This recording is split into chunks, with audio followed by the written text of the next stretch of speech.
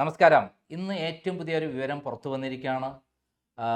V D സതീശൻ്റെ പൊതുയുഗയാത്ര തകർക്കാനും V D സതീശനെ ഇല്ലായ്മ ചെയ്യാനും ചില പദ്ധതികൾ പിണറായി വിജയൻ പ്ലാൻ ചെയ്തിരിക്കുന്നു എന്ന് ചില വാർത്തകളാണ് പുറത്തു വന്നിരിക്കുന്നത്.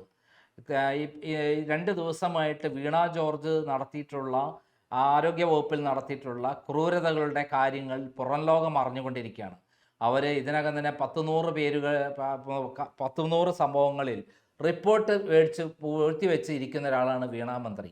ആ വീണ മന്ത്രി ആര് വഴിയാണ് മന്ത്രിസ്ഥാനത്തെത്തിയത്?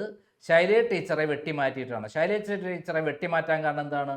പിണറായി വിജയൻ 52,000 വോട്ട് കിട്ടിയപ്പോൾ ശൈലജ ടീച്ചർക്ക് 62,000 വോട്ട് കിട്ടി മട്ടന്നൂർ തുമാൻ വിജയം നേടി. അതിന് കാരണം 2016 മുതൽ 2021 വരെ കേരളത്തിൽ ആരോഗ്യമന്ത്രി എന്ന നിലയിൽ അവർ നടത്തിയ സുസ്ഥിരമായ സേവനമാണ്.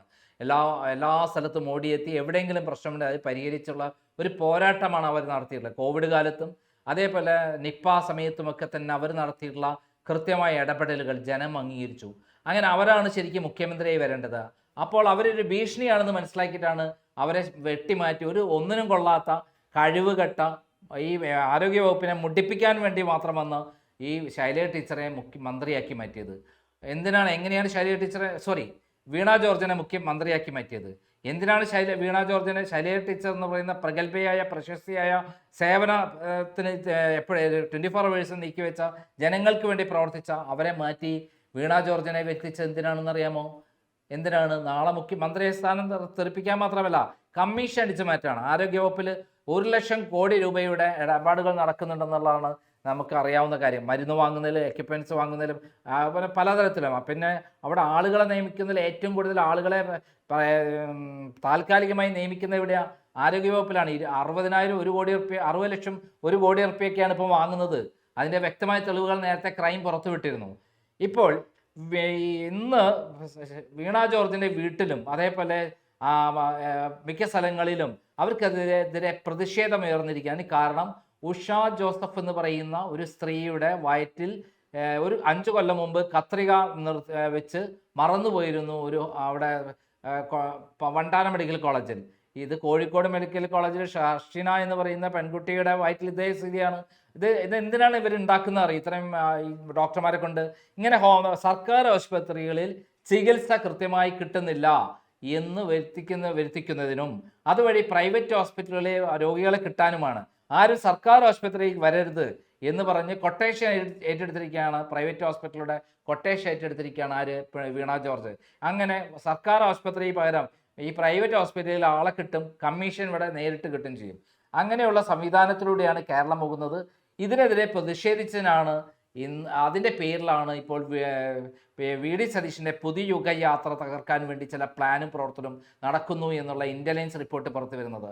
ആ ഇൻ്റലിജൻസ് റിപ്പോർട്ട് പ്രകാരം കരൂർ മോഡൽ, കരൂരിൽ എങ്ങനെയാണോ തിക്കും തിരക്കിലും പെട്ട് ആളുകൾ മരിച്ചത്, വിജയുടെ യാത്രയിൽ അവിടെ ഉണ്ടായിട്ടുള്ള അനുഭവം പോലെ ഇവിടെ എവിടെയെങ്കിലും ഒരു വലിയ യാത്രയിൽ CPM-ൻ്റെയും BJP-യുടെയും CPM-ൻ്റെയും DYFIയുടെയും SFIയുടെയും കുട്ടികളെ കയറ്റും, ഗുണ്ടകളെ കയറ്റും. പിന്നെ അവിടെ ഉന്തും തള്ളും ഉണ്ടാക്കും. 10,000 ഒഴുകിയെത്തുന്ന അവിടത്തെ ഉന്തും തള്ളി ഉണ്ടാക്കിയെങ്കിൽ ആ തിക്കിലും തിരക്കിലും പെട്ട 100 കണക്കിന് ആൾക്കാർ മരിക്കും. ആ പാപഭാരം മുഴുവൻ വി ഡി സതീശനെ തലയിൽ കെട്ടിവെച്ച് ഇവിടെ കലാപം ഉണ്ടാക്കാനുള്ള പദ്ധതിയാണ് പിണറായി വിജയൻ ഇട്ടിരിക്കുന്നത് എന്നുള്ള ഒരു ഇൻ്റലിജൻസ് റിപ്പോർട്ടാണ് ഇപ്പോൾ പുറത്തു വന്നിരിക്കുന്നത്. മുഖ്യമന്ത്രി തന്നെ ഈ കലാപത്തിന് ഇവിടെ നേതൃത്വം കൊടുക്കുന്നു എന്നുള്ളതാണ് സത്യം. അതായത് പിണറായി വിജയൻ തന്നെ, ആഭ്യന്തര വകുപ്പ് കൈകാര്യം ചെയ്യുന്ന പിണറായി വിജയൻ തന്നെ ഇവിടെ കലാപത്തിനും നേതൃത്വം കൊടുക്കുന്നു. വീണ ജോർജിൻ്റെ പേരിലാണെന്ന് മാത്രം. വീണ ജോർജിനെ മുന്നിൽ നിർത്തിയാൽ സ്ത്രീയല്ലേ, ആരോഗ്യമന്ത്രിയാണെന്നുള്ളതെന്നല്ല, സ്ത്രീയല്ലേ എന്നുള്ള പരിഗണന കിട്ടും എന്നുള്ളതാണ് പിണറായി വിജയൻ്റെ തന്ത്രം. എൻ്റെ പിണറായി വിജയ, താങ്കൾ നടത്തുന്ന തട്ടിപ്പുകളുടെയും ഇതേപോലെയുള്ള ഗൂഢാലോചനകളുടെയും എല്ലാം ഫലമായിട്ടാണ് 51 വെട്ടുകെട്ടിയിട്ട് ആ പാവം TP ചന്ദ്രശേഖരനെ വെട്ടിക്കൊന്ന് KK രമയെ വിധവയാക്കിയത്. ഇന്ന് KK രമയ്ക്ക് എന്ത് പറ്റി? അവർ അടുത്ത മന്ത്രിയാണ്, അടുത്ത മന്ത്രി. അവരെ കാണുമ്പോൾ ഈ പോലീസുകാർ സല്യൂട്ട് അടിക്കണം, താങ്കളും ചെയ്യേണ്ടി വരും, ഇങ്ങനെ എഴുന്നേറ്റൊന്ന് നോക്കേണ്ടി വരും. അവസാന കാലത്തിൽ KK രമയ്ക്ക് എന്തെങ്കിലും സഹായം ചെയ്താൽ രക്ഷപ്പെടും. കാരണം ജനങ്ങൾ കല്ലെറിയുന്ന നിമിഷത്തിലേക്ക് വരികയാണ്.